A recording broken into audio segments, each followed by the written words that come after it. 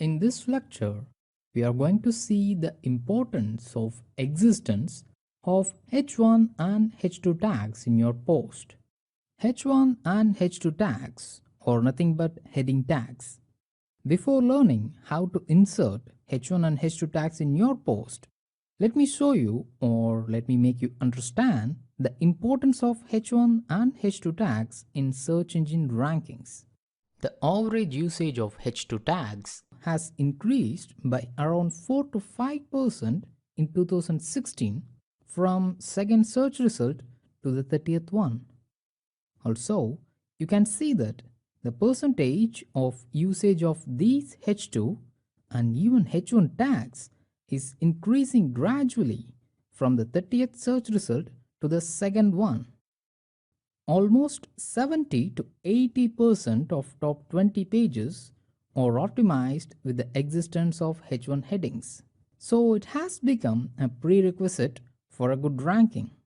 In recent 2016 research data, the proportion of landing pages with a H1 in the source code has risen for almost all search positions compared with last year.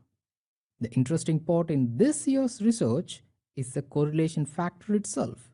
It is 10% for existence of H1 and just 1% for existence of H2. Google has diverted its importance from existence of H2 in 2015 to existence of H1 in 2016. Even then, the existence of H2 in top 10 search results has increased from 74% in 2015 to 77% in 2016. And you can clearly see that not all top URLs use H2 headings in their content, such as from 8th to 10th. So, if you add more H2 headings in your content, it will give competitive advantage to your web pages. This doesn't mean you have to stuff H2 headings.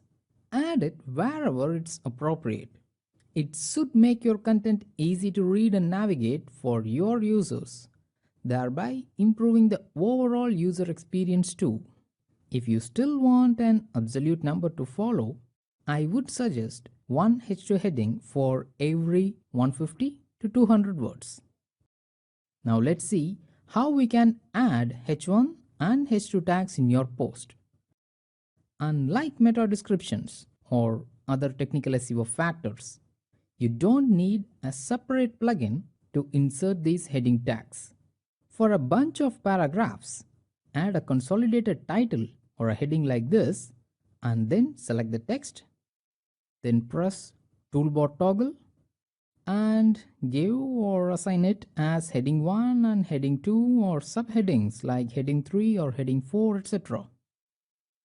But I do recommend to keep only one heading 1 in your entire post, and you can assign multiple heading 2 and heading 3 tags to several other headings. Generally, most themes make the title as heading 1, else just give only one heading 1 in your post. These tags will inform the search engine that this is heading 3 tag or this is H2 tag, etc. You can even verify it by going to the text mode, and you can see that AMD AM4 socket finalized title is surrounded by H1 tags in the front and back. This will say to the search engine that this title belongs to a heading 1 tag.